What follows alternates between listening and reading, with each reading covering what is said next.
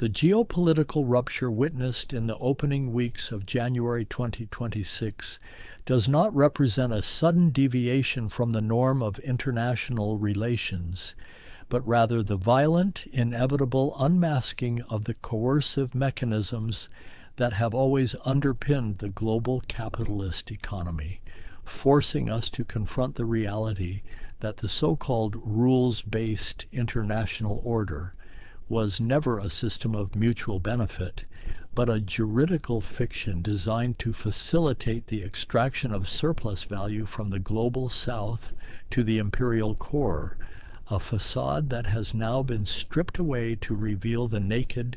kinetic aggression required to sustain American hegemony in an era of declining profitability and systemic crisis. What the bourgeois intelligence apparatus sanitizes as a structural rupture is, in the dialectic of history, the frantic recourse to primitive accumulation by a hegemon facing the erosion of its economic primacy, necessitating a shift from the soft power of neoliberal coercion to the hard power of neocolonial conquest, a transition most brutally exemplified by the events in the Caribbean basin, where the sovereignty of Venezuela was not merely violated, but obliterated in service of the American energy sector's desperate need to monopolize hydrocarbon reserves against the encroaching capital of the East. The Operation Absolute Resolve must be analyzed not through the propagandistic lens of narco-terrorism interdiction, which serves as the modern equivalent of the civilizing mission to justify imperial subjugation, but as a deliberate act of class warfare waged on a transnational scale, targeting a peripheral state that dared to entertain alternative networks of capital accumulation with Beijing and Moscow, thereby threatening the monopoly rents of Western oil conglomerates. This surgical extraction of the Venezuelan leadership is the kinetic manifestation of the Trump corollary, a doctrine that effectively declares the entire Western Hemisphere a closed plantation for U.S. capital, where the political autonomy of the Latin American proletariat is subordinated to the strategic imperatives of Washington's reindustrialization, specifically the requirement to secure cheap energy inputs to prop up a faltering domestic manufacturing base. The celebration of this operation in Western war colleges focuses fetishistically on the technological supremacy of the U.S. military-industrial complex, the overwhelming speed, the swarming of Venezuelan airspace by 150 aircraft, the jamming of Russian S-300 systems. Yet this technocratic gaze obscures the fundamental reality that this machinery of death is itself a form of capital accumulation,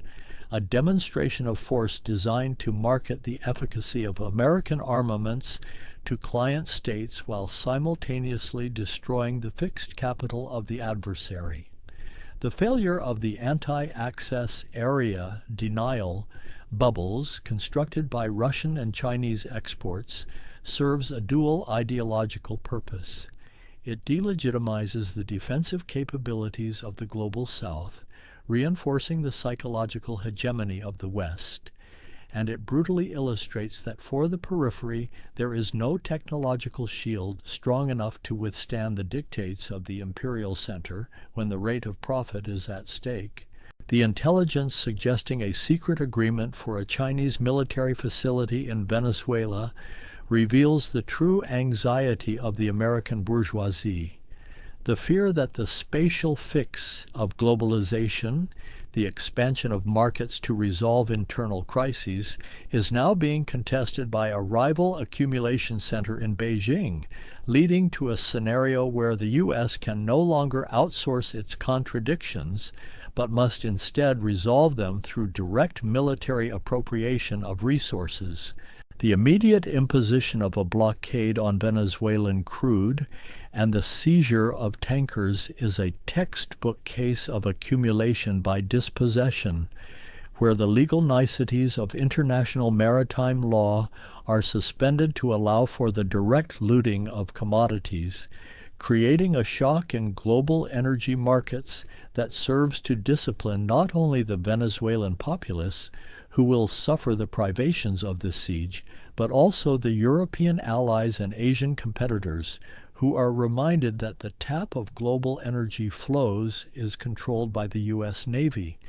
This is resource realism only in the sense that it acknowledges the reality that capitalism requires infinite growth on a finite planet, leading inevitably to violent struggles over the remaining pools of accessible energy,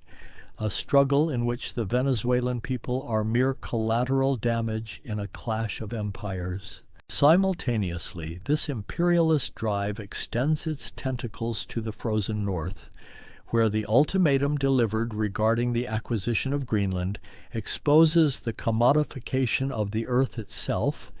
treating a sovereign territory and its indigenous population not as a political entity but as a strategic asset on a balance sheet, valued solely for its unsinkable aircraft carrier utility and its deposits of neodymium and dysprosium. The move to close the GIUK gap is not defensive but offensive, an enclosure of the Arctic commons to ensure that the emerging shipping lanes created by the climate crisis, itself a product of unbridled industrial capitalism, remain under the exclusive purview of NATO, thereby denying Russia and China access to the new trade routes of the 21st century. The threat to acquire Greenland the hard way reveals the hollow nature of the NATO alliance, demonstrating that for the U.S., allies are merely vassal states whose territorial integrity is conditional upon their alignment with American strategic interests,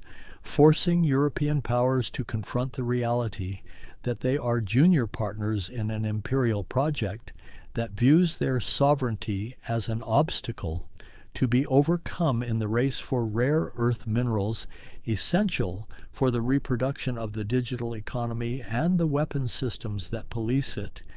This resource war in the Arctic, driven by the need to decouple from Chinese supply chains, highlights the metabolic rift at the heart of green capitalism, where the transition to sustainable technologies paradoxically requires the intensification of extractive imperialism and the subversion of indigenous rights in the global North's periphery. Meanwhile, in the Arabian Peninsula, the fracturing of the Saudi-UAE alliance over the spoils of Yemen demonstrates the chaotic disintegration of the sub-imperialist order, where regional proxies, emboldened and armed by Western powers, turn on one another in a scramble for local hegemony, mirroring the larger inter-imperialist rivalries on a microscale. The dissolution of the Southern Transitional Council and the seizure of the Hadramaut province by Riyadh reveal that the war on Yemen was never about restoring legitimate government or countering Iranian influence, but about securing pipelines and ports to integrate the region more tightly into the global circuits of oil circulation, sacrificing the Yemeni proletariat to the geopolitical ambitions of the Gulf monarchies. The deception of normalization in the Red Sea shipping lanes masks a profound crisis of circulation where the U.S. Navy, overextended by the imperatives of enforcing the blockade in the Caribbean and preparing for conflict in the Pacific, can no longer guarantee the safety of the commodity flows upon which the realization of value depends, creating a security vacuum that threatens to reignite inflationary pressures in the core economies. This fragility in the logistics of global trade is mirrored by the weaponization of the U.S. dollar, which has transformed the global financial system into a panopticon of surveillance and punishment, driving adversarial nations to flee towards gold and alternative assets in a desperate bid to escape the dictatorship of the Federal Reserve, a move that signals the beginning of the end for the dollar's exorbitant privilege and the capacity of the U.S. to run seamless deficits to fund its military expansion. The rise of a coalition of the willing in Europe to bypass NATO structures for intervention in Ukraine further illustrates the fragmentation of the geopolitical superstructure, as the contradictions of the war drive the Atlanticist bloc toward more direct and reckless forms of militarism, risking a catastrophic escalation that would sacrifice the European working class on the altar of containing Russian ambitions. Ultimately, the events of January 2026 describe a world where the pretense of peaceful coexistence has been abandoned for a raw, Hobbesian struggle for resources and markets, a great fragmentation where the U.S., acting as the declining hegemon, seeks to construct a fortress Americas